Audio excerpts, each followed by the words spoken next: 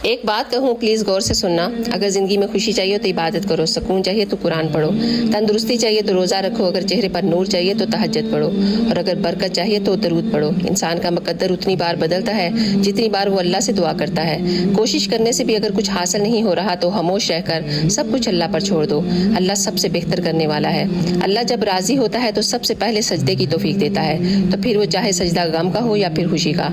आज कब्रिस्तान अकेले जाने में डर लगता है, तो जरा सोचो कि क्या होगा जब रातें भी वहीं गुजारनी पड़ेंगी। ये तो दुनिया खत्म हो जाने वाली चीज़ है, तो बस इसलिए अपने अल्लाह को याद रखो और याद करो जो सबको सुनता है। बेशक वो रहमान और रहीम है। अपने अल्लाह से मदद मांगा करो क्योंकि वो सब जानता है। जिसको अपने अल्लाह के सामने सजदा करने की तौफीक मिल गई उसे सब मिल गया, और जिसे ना मिली उससे बड़ा बदनसीब और कोई नहीं। अल्लाह के सिवा किसी से भी उम्मीद ना लगाओ। माँ की गोद से कब्र की दीवार तक जिंदगी का हर पहलू पर नजर डालो, देखो कि अल्लाह के सिवा कोई भी काम नहीं